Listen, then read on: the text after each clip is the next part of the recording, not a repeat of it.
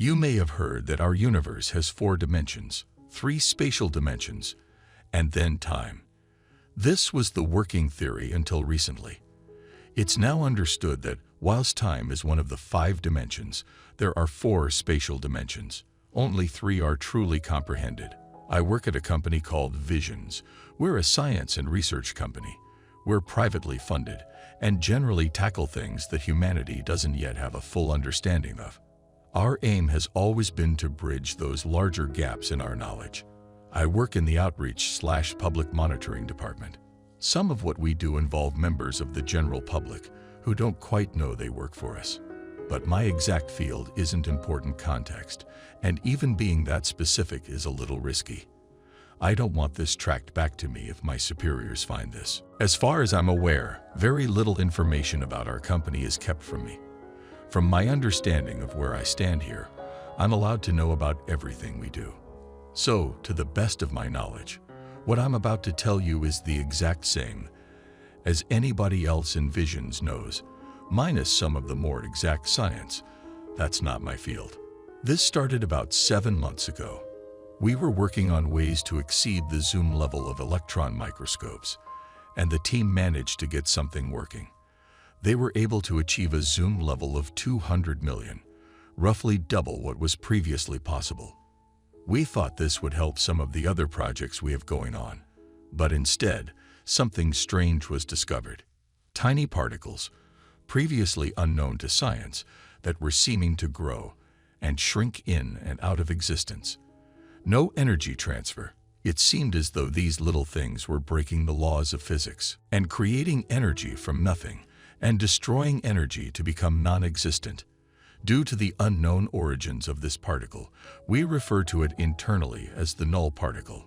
The first hypothesis was that as one particle dies, another is made. It would explain where the energy is going/coming from. But this theory was quickly tossed aside in favor of another.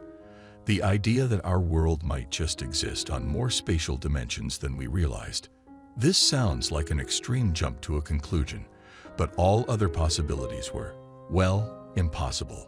I'm a fan of the Sherlock novels, so to quote Sir Arthur Conan Doyle, when you have eliminated all which is impossible, then whatever remains, however improbable, must be the truth. Think of it this way. If you were a 2-dimensional person living in a 3-dimension world, your entire perception is just a 2-dimensional cross-section of what's really out there. If a sphere were to roll through this cross-section, you wouldn't see the sphere as a whole. You'd see slices of it as it moves through. From your perspective, there's a 2-dimensional circle that slowly grows from nothing and then slowly shrinks to nothing once again. I hope I haven't lost any of you with that. But that explanation almost perfectly translates to 3 to 4 dimension. A 4-dimensional shape passing through our 3-dimensional cross-section that we perceive would look like a 3-dimensional shape growing and shrinking, or more likely even morphing and contorting. The next thing I knew, Visions were working on ways to view into or move through this newly discovered spatial dimension using null particles. Most of our funding has been going into this for a while now, and it seemed to pay off last month. We had developed something that can push things on this 4th axis. It looks as simple as a round metallic platform. It doesn't appear to move from our perspective, because it isn't pushing objects in a direction we can perceive as humans. Last month was the first successful test. The platform was able to push a wooden chair through. It appeared to slowly lose features. The back, the base, the back 2 legs, and finally the front 2 legs. This is exactly how we had expected it to look visually. But the amazing part was that the chair didn't come back. We had successfully proven that this chair had gone somewhere beyond our vision. We tried to pull the chair back, but it was unsuccessful. It seems the chair didn't stay on the platform as it moved through the 4th axis. It had moved through multiple axes at once. Think moving diagonally, but on 4 dimensions at once rather than 2 or 3. A later model corrected this fault. A week ago was the first test on the corrected model. This time we sent through a camera with a live video feed. What we saw is almost beyond description and petrified every one of us in that room to our core. None of us wants the company to continue with this project, but we all know something has to be done. You see, everything outside of our three-dimensional field of vision, we call beyond perception. We call it that for obvious reasons. We all exist on this single three-dimensional cross-section, anything past that has been beyond our perception since the dawn of everything. So beyond perception has become what we call everything that lay along this fourth axis of our universe. We pushed the camera in slowly. We have to be careful objects are pushed and not rotated along. Rotating causes insides/outsides to behave in extremely hard to predict ways. Essentially, anything inside the object can quickly spill out as only the outside moves along through into beyond perception, leaving the insides here. This would, of course, break the camera, so we had to be very gentle. The first thing we noticed on the screen were holes beginning to develop in the floor, walls morphing and objects seeming to shrink. This is all expected. If nothing changed, we'd actually be more concerned, as it would mean our world stretches to infinity. What we're seeing in this change is exactly what I spoke about earlier. A sphere moving through a two-dimensional cross-section, except now, the cross-section is moving through the sphere instead.